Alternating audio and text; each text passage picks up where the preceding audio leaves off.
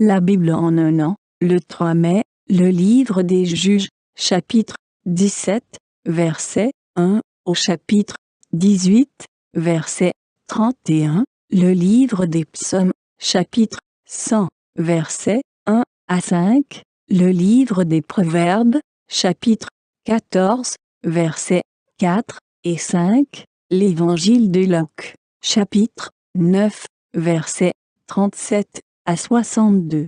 Le livre des Juges, chapitre 17. Il y avait un homme de la montagne d'Éphraïm nommé Mika.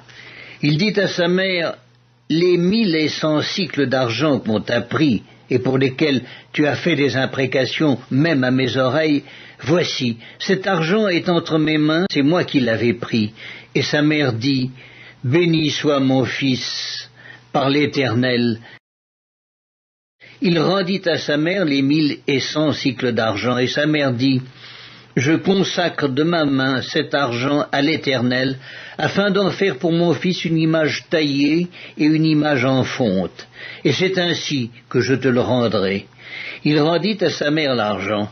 Sa mère prit 200 cycles d'argent, et elle donna l'argent au fondeur, qui en fit une image taillée et une image en fonte. On les plaça dans la maison de Mika. Ce Mika avait une maison de Dieu. Il fit un éphod et des téraphim, et il consacra l'un de ses fils qui lui servit de prêtre. En ce temps-là, il n'y avait point de roi en Israël. Chacun faisait ce qui lui semblait bon. Il y avait un jeune homme de Bethléem de Juda, de la famille de Juda. Il était lévite, et il séjournait là. Cet homme partit de la ville de Bethléem de Juda pour chercher une demeure qui lui convint.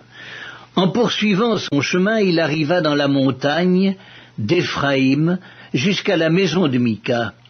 Mika lui dit, « D'où viens-tu » Il lui répondit, « Je suis lévite de Bethléem de Juda, et je voyage pour chercher une demeure qui me convienne. » Mika lui dit, « Reste avec moi. Tu me serviras de père et de prêtre, et je te donnerai 10 cycles d'argent par année, les vêtements dont tu auras besoin, et ton entretien. » Et le Lévite entra. Il se décida ainsi à rester avec cet homme qui regarda le jeune homme comme l'un de ses fils. Mika consacra le Lévite, et ce jeune homme lui servit de prêtre et demeura dans sa maison. Et Mika dit, « Maintenant je sais que l'Éternel me fera du bien, puisque j'ai ce Lévite pour prêtre. » Le livre des Juges, chapitre 18. En ce temps-là, il n'y avait point de roi en Israël, et la tribu des Danites se cherchait une possession pour s'établir, car jusqu'à ce jour il ne lui était point échu d'héritage au milieu des tribus d'Israël. Les fils de Dan prirent sur eux tous, parmi leurs familles, 5 hommes vaillants, qu'ils envoyèrent de Tsoréa et d'Eshtaol pour explorer le pays et pour l'examiner. Ils leur dirent, « Allez, examinez le pays. » Ils arrivèrent dans la montagne d'Éphraïm jusqu'à la maison de Mika, et y passèrent la nuit.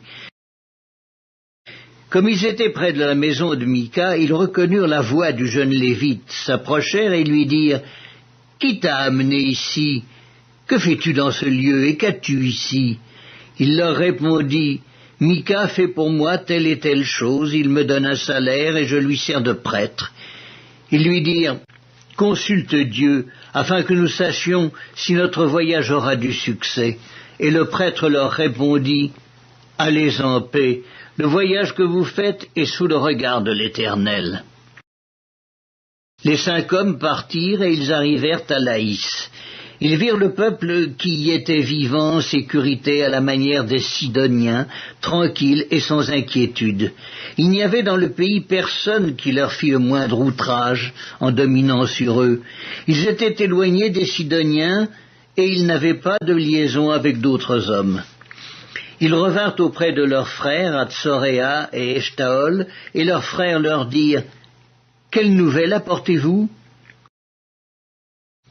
« Allons, répondirent-ils, montons contre eux, car nous avons vu le pays, et voici, il est très bon. » « Quoi, vous restez sans rien dire? Ne soyez point paresseux à vous mettre en marche pour aller prendre possession de ce pays.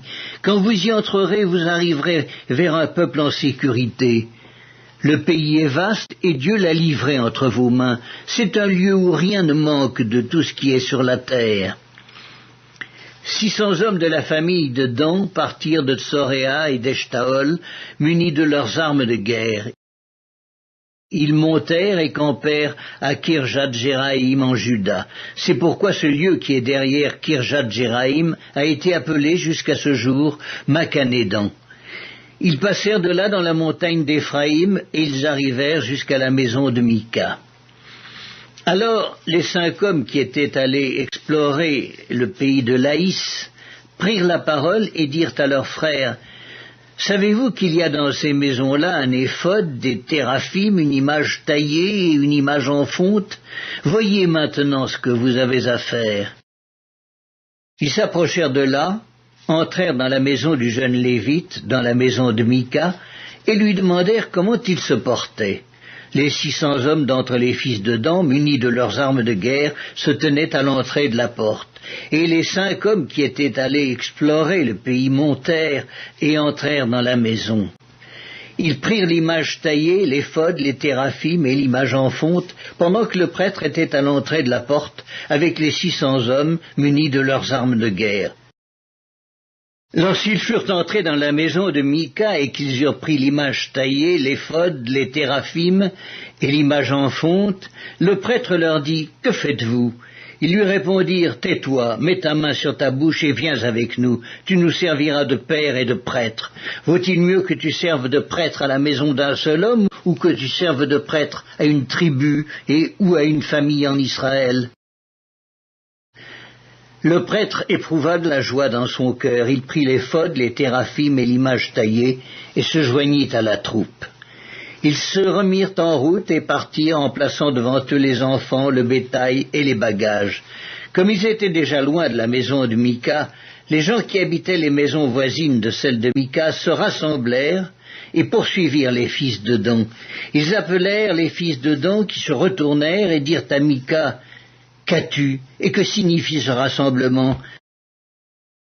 Il répondit: « Mes dieux que j'avais faits, vous les avez enlevés avec le prêtre et vous êtes partis, que me reste-t-il? Comment donc pouvez-vous me dire qu'as-tu » Les fils de Dan lui dirent: « Ne fais pas entendre ta voix près de nous, sinon des hommes irrités se jetteront sur vous, et tu causeras ta perte et celle de ta maison. » Et les fils de Dan continuèrent leur route. Mika, voyant qu'ils étaient plus forts que lui, s'en retourna et revint dans sa maison. Ils enlevèrent ainsi ce qu'avait fait Mika et emmenèrent le prêtre qui était à son service, et ils tombèrent sur Laïs, sur un peuple tranquille et en sécurité. Ils le passèrent au fil de l'épée, et ils brûlèrent la ville. Personne ne la délivra, car elle était éloignée de Sidon, et ses habitants n'avaient pas de liaison avec d'autres hommes. Elle était dans la vallée qui s'étend vers Beth-Réhob. Les fils de Dan rebâtirent la ville, et y habitèrent. Ils l'appelèrent Dan, d'après le nom de Dan, leur père, qui était né à Israël. Mais la ville s'appelait auparavant Laïs. Ils dressèrent pour eux l'image taillée, et Jonathan, fils de Gershom, fils de Manassé, lui et ses fils, furent prêtres pour la tribu des Danites jusqu'à l'époque de l'activité du pays. Ils établirent pour eux l'image taillée qu'avait faite Mika pendant tout le temps que la maison de Dieu fut à Silo. Psaume 100. Psaume de louange. Poussez vers l'Éternel des cris de joie, vous tous, habitants de la terre. Servez l'Éternel avec joie. Venez avec allégresse en sa présence. Sachez que l'Éternel est Dieu. C'est lui qui nous a fait, et nous lui appartenons. Nous sommes son peuple, et le troupeau de son pâturage. Entrez dans ses portes avec des louanges, dans ses parvis avec des cantiques. Célébrez-le, bénissez son nom, car l'Éternel est bon. Sa bonté dure toujours, et sa fidélité de génération en génération. Livre des Proverbes, chapitre 14. S'il n'y a pas de bœufs, la crèche est vide. C'est à la vigueur des bœufs qu'on doit l'abondance des revenus. Un témoin fidèle ne ment pas, mais un faux témoin dit des mensonges. Évangile de Luc, chapitre 9. Le lendemain, lorsqu'ils furent descendus de la montagne, une grande foule vint au-devant de Jésus. Et voici, du milieu de la foule, un homme s'écria, « Maître, je t'en prie, porte les regards sur mon fils, car c'est mon fils unique. » Un esprit le saisit et aussitôt il pousse des cris, et l'esprit l'agite avec violence, le fait écumer, et a de la peine à se retirer de lui, après l'avoir tout brisé. J'ai prié tes disciples de le chasser, ils n'ont pas pu. Race incrédule et perverse, répondit Jésus. Jusqu'à quand serai-je avec vous, et vous supporterai-je? Amène ici ton fils. Comme il approchait, le démon le jeta par terre et l'agita avec violence. Mais Jésus menaça l'esprit impur, guérit l'enfant et le rendit à son père. Et tous furent frappés de la grandeur de Dieu. Tandis que chacun était dans l'admiration de tout ce que faisait Jésus, il dit à ses disciples, « Pour vous, écoutez bien ceci. Le Fils de l'homme doit être livré entre les mains des hommes. » Mais les disciples ne comprenaient pas cette parole. Elle était voilée pour eux, afin qu'ils n'en eussent pas le sens. Et ils craignaient de l'interroger à ce sujet. Or, une pensée leur vint à l'esprit, savoir lequel d'entre eux était le plus grand. Jésus, voyant la pensée de leur cœur, prit un petit enfant, le plaça près de lui et leur dit, « Quiconque reçoit en mon nom ce petit enfant me reçoit moi-même, et quiconque me reçoit celui qui m'a envoyé, car celui qui est le plus petit parmi vous tous, c'est celui-là qui est grand. » Jean prit la parole et dit, « Maître, nous avons vu un homme qui chasse des démons en ton nom, et nous l'en avons empêché, parce qu'il ne nous suit pas. » « Ne l'en empêchez pas, lui répondit Jésus, car qui n'est pas contre vous est pour vous. » Lorsque le temps où il devait être enlevé du monde approcha, Jésus prit la résolution de se rendre à Jérusalem. Il envoya devant lui des messagers qui se mirent en route et entrèrent dans un bourg des Samaritains pour lui préparer un logement. Mais on ne le reçut pas, parce qu'il se dirigeait sur Jérusalem. Les disciples, Jacques et Jean, voyant cela, dirent, « Seigneur, veux-tu que nous commandions que le feu descende du ciel et les consume ?» Jésus se tourna vers eux et les réprimanda, disant, « Vous ne savez de quel esprit vous êtes animés, car le Fils de l'homme est venu non pour perdre les âmes des hommes, mais pour les sauver. » Et ils allèrent dans un autre bourg. Pendant qu'ils étaient en chemin, un homme lui dit, « Seigneur, je te suivrai partout où tu iras. » Jésus lui répondit, « Les renards ont des tanières, et les oiseaux du ciel ont des nids, mais le Fils de l'homme n'a pas un lieu où il puisse reposer sa tête. » Il dit à un autre, « Suis-moi. » Et il répondit, « Seigneur, permets-moi d'aller d'abord ensevelir mon Père. » Mais Jésus lui dit, « Laisse les morts ensevelir leurs morts. Et toi, va annoncer le royaume de Dieu. » Un autre dit, « Je te suivrai, Seigneur, mais permets-moi d'aller d'abord prendre congé de ceux de ma maison. » Jésus lui répondit, « Quiconque met la main à la charrue et regarde en arrière n'est pas propre au royaume de Dieu. »